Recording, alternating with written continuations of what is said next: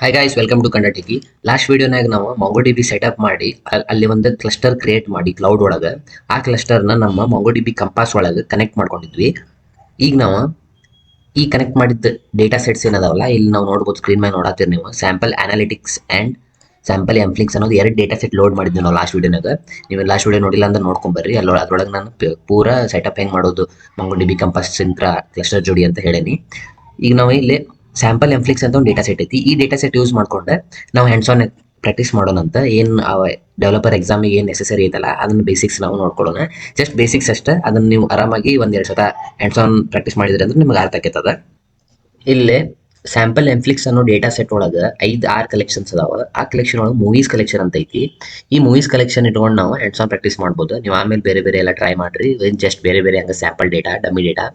ಇಲ್ಲಿ movies collection ಒಳಗೆ ನಾವು ಇಲ್ಲಿ ಓಪನ್ ಮಾಡಿದ್ವಿ ಅಂದ್ರೆ ನೀವು ಇಲ್ಲಿ ನೋಡ್ಬೋದು, ನಿಮ್ಗೆ ಸ್ಕ್ರೀನ್ ಅರ್ಧ ಕಾಣತೈತಿ. ಇಲ್ಲಿ right side open MongoDB shell ಅಂತ ಆಪ್ಷನ್ ಐತಿ, ಬಟನ್ ಐತಿ ಅಂತ ಕ್ಲಿಕ್ ಮಾಡ್ರಿ. ಕ್ಲಿಕ್ ಮಾಡಿದ ಕೂಡ ನಿಮಗೆ ಶೆಲ್ ಓಪನ್ ಆಕೈತಿ. ನೀವು ಇಲ್ಲಿ ಶೆಲ್ ಓಪನ್ ಆದ ಕೂಡ ಇಲ್ಲಿ ನಿಮ್ದು ಹ್ಯಾಂಡ್ಸ್ ಆನ್ ಪ್ರಾಕ್ಟೀಸ್ ಮಾಡ್ಬೋದು. ನೀವು ಜಸ್ಟ್ ಒಂದು ಸ್ಯಾಂಪಲ್ ಕ್ವೆರಿ ಬರೀತೇನೆ ನಾನು. ನೀವು ಹೆಂಗೆ MySQL ಒಳಗೆ ಸೆಲೆಕ್ಟ್ ಕ್ವೆರಿ ಬರೀತಿರಲ್ಲ, ಎಲ್ಲ ಸೆಲೆಕ್ಟ್ ಡಿಸ್ಪ್ಲೇ ಮಾಡಕ್ಕೆ, ಇದ್ರೊಳಗೆ ಒಂದು ಸೆಲೆಕ್ಟ್ ಕ್ವೆರಿ ಐತಿ. ಫಸ್ಟ್ ನಾವು ಈ ಲಾಸ್ಟ್ ವಿಡಿಯೋನಾಗ ಹೇಳಿದ್ದೆ ನಾನು, ಫಸ್ಟ್ ನಾವು ಸ್ಯಾಂಪಲ್ ಎಂಫ್ಲಿಕ್ಸ್ ಅನ್ನೋ DB ಒಳಗಡೆ ಬರೋಣ. ನಾವು ಅದಕ್ಕೆ ಯೂಸ್ ಅಂತ ನೀವು ಕೀವರ್ಡ್ ಕೊಟ್ರಿ ಅಂದ್ರೆ ತೋರಿಸುತ್ತಿಲ್ಲ ಸಜೆಷನ್ ಸ್ಯಾಂಪಲ್ ಎಂಫ್ಲಿಕ್ಸ್. ಆ DB ಒಳಗೆ ಬಂದ್ರಿ. ಈಗ ಸ್ಯಾಂಪಲ್ DB ಒಳಗೆ ಬಂದಂದ್ರೆ ಆಮೇಲೆ ಇಲ್ಲಿ ಜನರಲ್ ಆಗಿ DB dot movies collection dot find ಅಂತ ಒಂದು ಫಂಕ್ಷನ್ ಐತಿ. ಆ ಫೈಂಡ್ ಅನ್ನು ನೀವೇನಾರ ರನ್ ಮಾಡಿದ್ರಿ ಅಂದ್ರೆ ಎಂಟರ್ ಕ್ಲಿಕ್ ಮಾಡಿದ್ರಿ ಅಂದ್ರೆ ಇಲ್ಲಿ ನೋಡ್ಬೋದು ನೀವು ಇಷ್ಟು ಮೂವೀಸ್ ಒಳಗೆ ಏನೇನು ಕಲೆಕ್ಷನ್ ಅದಾವಲ್ಲ ಅವಿಷ್ಟು ಡಿಸ್ಪ್ಲೇ ಆಗಿ ಬಂದು ನಮಗಿಲ್ಲೇ.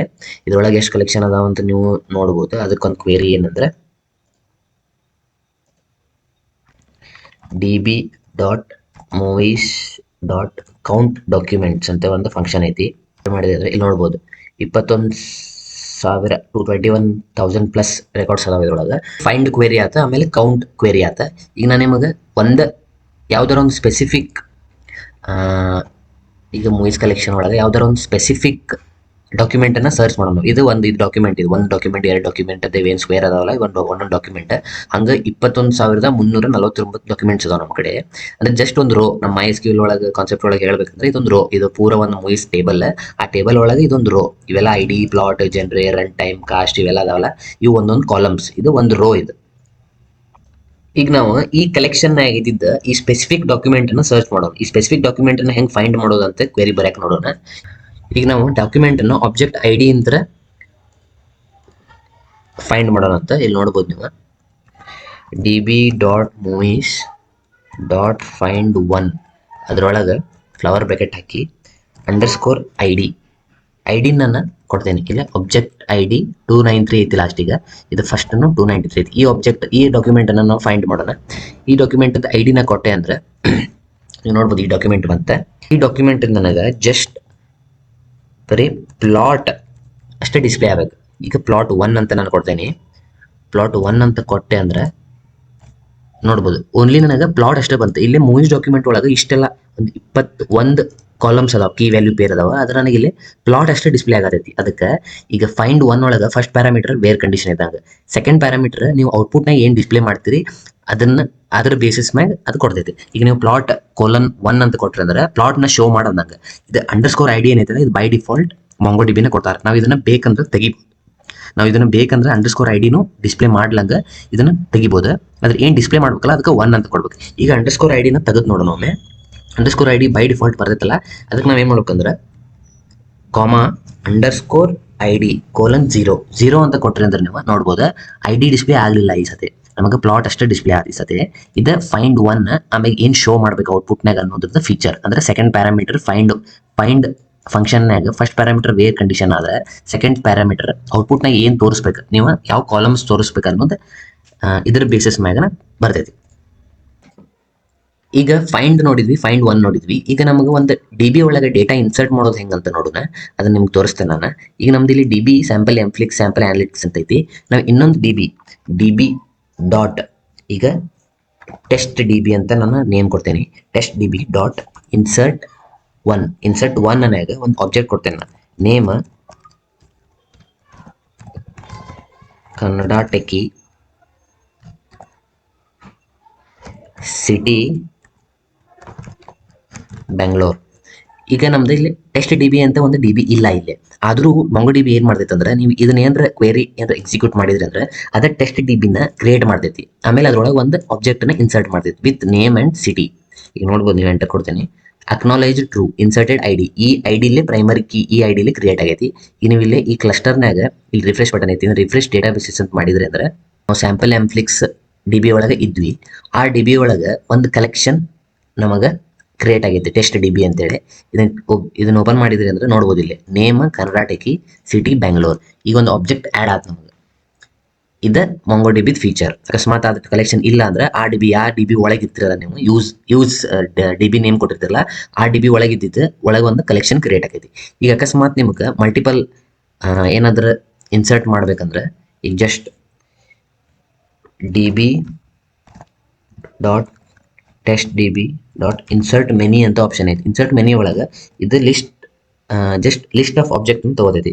ಈಗ ಲಿಸ್ಟ್ ಆಫ್ ಆಬ್ಜೆಕ್ಟಿಗೆ ಏನು ಮಾಡ್ಬೇಕಂದ್ರೆ ನೀವು, ನಾ ಇಲ್ಲೊಂದು ಕ್ವೇರಿ ಬರ್ದೇನಿ, T B dot test T B dot insert many ಒಳಗೆ ಬ್ರ್ಯಾಕೆಟ್ ಓಪನ್ ಆಗಿ ಒಂದು ಲಿಸ್ಟ್, ಇದು ಸ್ಕ್ವೇರ್ ಬ್ರ್ಯಾಕೆಟ್ ಅಂದ್ರೆ ಒಂದು ಲಿಸ್ಟ್, ಹೆಂಗೆ ನಾರ್ಮಲ್ ಜಾವಾನಾಗ ಇರ್ತೈತಲ್ಲ ಹಂಗೆ ಒಂದು ಲಿಸ್ಟ್. ಆಮೇಲೆ ಆಬ್ಜೆಕ್ಟ್ ಈಗ ಒಂದೊಂದು separate object comma separated object. ನಾ ಇದನ್ನ 1 by 1 ಲೈನ್ ಬರ್ದೆ, ನಿಮ್ಗೆ ಅರ್ಥ ಆಗ್ಲೈತೆ. ನೀವು ಒಂದೇ ಸ್ಟೇಟ್ ಲೈನ್ ಆಗು ಬರಿಬೋದು.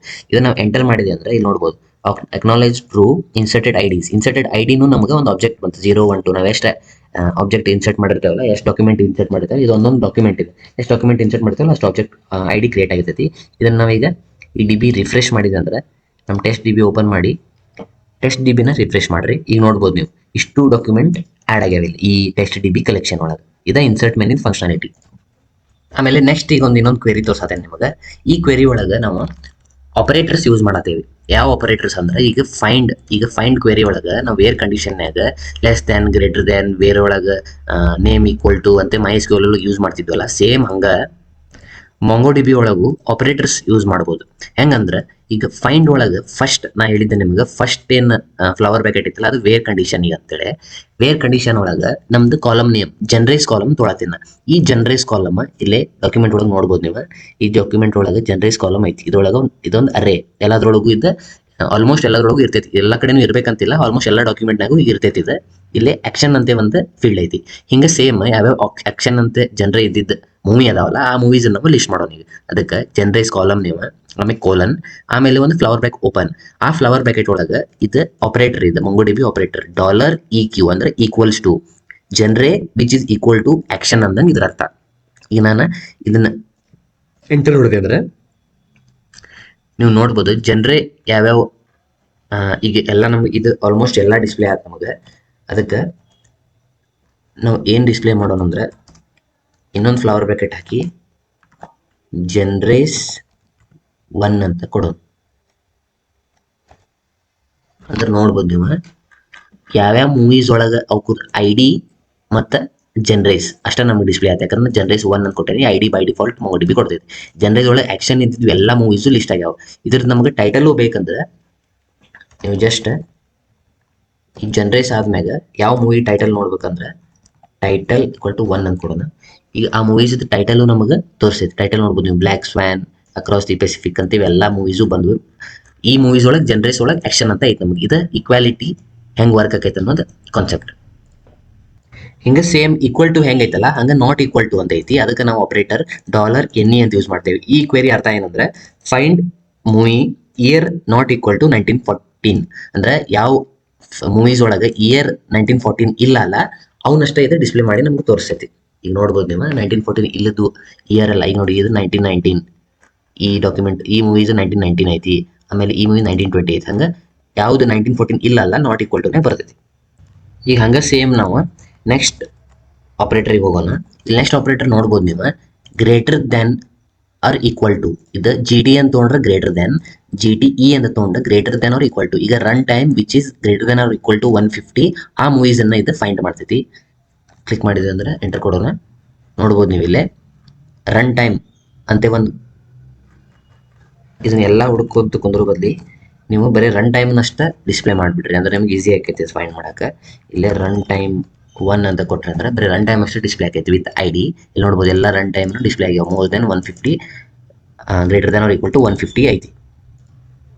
ಹಂಗೆ ಸಮ್ ಎಲ್ ಟಿ ಅಂದ್ರೆ less than or equal to, G T ಅಂದ್ರೆ greater than equal to, G T ಅಂದ್ರೆ ಗ್ರೇಟರ್ ದೆನ್, ಎಲ್ ಟಿ ಅಂದ್ರೆ ಲೆಸ್ ದೆನ್. ಹಂಗೆ ಸೇಮ್ ಆಪರೇಟರ್ಸ್ ಇದ್ದಿದ್ದು ಅದಾವ. ನೀವು ಒಂದು ಸ್ವಲ್ಪ ಹ್ಯಾಂಡ್ಸ್ ಆನ್ ಎಕ್ಸ್ಪೀರಿಯನ್ಸ್ ಮಾಡೋ ಮುಂದೆ ಇದನ್ನೆಲ್ಲ ಎಲ್ಲ ಸಿನಾರಿಯೋ ಕಾಪಿ ನಿಮಗೆಲ್ಲ ನೋಡ್ಕೊಂಡು ಇವೆಲ್ಲ ಸಿನಾರಿಯೋ ನೀವು ಏನಾರು ಪ್ರಾಕ್ಟೀಸ್ ಮಾಡಿದ್ರೆ ಅಂದ್ರೆ ನಿಮಗೆ ಗೊತ್ತಾಕೈತೆ ಹೆಂಗೆ ವರ್ಕ್ ಆಕೈತೆ ಅನ್ನೋದು. ಈಗ ನಾವು ನೆಕ್ಸ್ಟ್ ಆಪರೇಟರ್ ಆ್ಯಂಡ್ ಆಪರೇಟರ್ ನೋಡೋಣ MongoDB ಒಳಗೆ. ಈಗ ಇಲ್ಲೇ ಫೈಂಡ್ ಪ್ಯಾರಂಥೆಸಿಸ್ ಒಳಗೆ ಡಾಲರ್ ಆ್ಯಂಡ್ ಅಂತ ನಾನು ಆಪರೇಟರ್ ಯೂಸ್ ಮಾಡೀನಿ. ಡಾಲರ್ ಆ್ಯಂಡ್ ಅಂತ ಆಪರೇಟರ್ ಯೂಸ್ ಮಾಡಿ ಕೋಲನ್ ಒಂದು ಅರೇ, ಆ ಅರೇ ಒಳಗೆ ಎರಡು ಆಬ್ಜೆಕ್ಟ್ ಅಂದರೆ ಇವೆರಡು ನಡಕ್ಕೆ ಆ್ಯಂಡ್ ಅಪ್ಲೈ ಆಗೈತಿ. ಈಗ run time greater than 1 or equal to 150 ಇರ್ಬೇಕು ಆ್ಯಂಡ್ ಇಯರ್ 1914 ಇರ್ಬೇಕು. ಇವೆರಡು ಇದ್ದಿದ್ದ ಮೂವೀಸನ್ನು ಡಿಸ್ಪ್ಲೇ ಮಾಡಿ ಕೊಡ್ತೈತಿದೆ. ಇದನ್ನು ನೋಡ್ಬೋದು ನೀವೀಗ. ಇಯರ್ ಮತ್ತು ರನ್ ಟೈಮ್ನ ನಾವು ಫ್ಲವರ್ ಬ್ಯಾಕೆಟ್ ಹಾಕೋದು ಮಾರುತ್ತೆ. ಇಯರ್ ಮತ್ತು ರನ್ ಟೈಮ್ನ ಡಿಸ್ಪ್ಲೇ ಮಾಡಿಬಿಡೋಣ ಅಂದ್ರೆ ಗೊತ್ತಾಗ್ಬಿಡ್ತೈತಿ. ಒಂದು ಮೂವಿ ಐತಿ ಈ ಪೂರ ಕಲೆಕ್ಷನ್ಯಾಗ ನಮಗೆ run time greater than or equal to 150 ಇದ್ದಿದ್ದ 199 ಐತಿ. ಆಮೇಲೆ ಇಯರ್ 1914 ಇದ್ದಿದ್ದು ಇವು ಇದ್ದಿದ್ದು ಒಂದ ಮೂವಿ ಐತಿ. ಈ ಐಡಿ ಅದರದ್ದು ಇದು ಆ್ಯಂಡ್ ಹೆಂಗೆ ವರ್ಕ್ ಆಕೈತಿ ಅಂತ ಸೇಮ್ ವಿತ್ ಆರ್. ಇಲ್ಲಿ ಆರ್ ಅಂತ ಕೊಟ್ಟು ಇದ್ರ ಒಳಗೆ ನೀವು ಎರಡು ಏನಾರ ಕೊಟ್ರಿ ಅಂದ್ರೆ ಇದು ಅಥವಾ ಇದು ಟ್ರೂ ಇದ್ರಷ್ಟೇ ಅದು ಡಿಸ್ಪ್ಲೇ ಆಕೈತಿ. ಸೇಮ್ ಆರ್ ಕಂಡೀಷನ್ ನಿಮ್ಮ MySQL ಒಳಗೆ ಹೆಂಗೆ ಬರ್ತಿರಲ್ಲ ಇದು ಆ್ಯಂಡ್ ಮತ್ತು ಆರ್ ಈಗ ಸಿಂಟೆಕ್ಸ್. ಈ ವಿಡಿಯೋ ಒಳಗೆ MongoDBನ ಸ್ಟಾರ್ಟ್ ಮಾಡಿ ಬೇಸಿಕ್ಸ್ ಹೆಂಗೆ ವರ್ಕ್ ಆಕೈತೆ ಅಂತ ನೋಡಿದ್ವಿ. ನೆಕ್ಸ್ಟ್ ವಿಡಿಯೋ ಇಂತ್ರ ನಾವು ಅಪ್ಡೇಟ್ ಆಲ್ಟರ್ ಕ್ರೆಡ್ ಆಪರೇಷನ್ಸ್ ಏನೈತಲ್ಲ ಅದನ್ನು ತಿಳ್ಕೊಳ್ಳೋಣಂತ. ಹಂಗೆ ನಾವು ಸ್ವಲ್ಪ ಅಡ್ವಾನ್ಸ್ ಕಾನ್ಸೆಪ್ಟ್ಸಿಗೆ ಹೋಗೋಣಂತೆ. ಯಾವ direct link with associate developer exam ಐತಲ್ಲ ಅದನ್ನಷ್ಟೇ ನೋಡೋಣ. ನಾವು ಡೈರೆಕ್ಟ್ ಅದಕ್ಕೆ ಯಾವ್ಯಾವ ಯೂಸ್ ಆಕವಲ್ಲ ಅವನ್ನಷ್ಟೇ ನೋಡಿ ಸ್ವಲ್ಪ ಹ್ಯಾಂಡ್ಸ್ ಆನ್ ಪ್ರಾಕ್ಟೀಸ್ ಮಾಡಿದ್ವಿ ಅಂದರೆ ಇದನ್ನ ಆರಾಮಾಗಿ ಎಕ್ಸಾಮ್ ಕ್ಲಿಯರ್ ಮಾಡ್ಕೋಬೋದು. Thank you for watching. ನಿಮ್ಗೆ ಏನಾರ ಇಷ್ಟ ಆಗಿದ್ರೆ ಅಕಸ್ಮಾತ್ ಏನು ಡೌಟ್ ಇದ್ರೆ ಕಮೆಂಟ್ ಮಾಡಿರಿ, ನಾನು ನಿಮಗೆ ಎಕ್ಸ್ಪ್ಲೇನ್ ಮಾಡ್ತೇನೆ.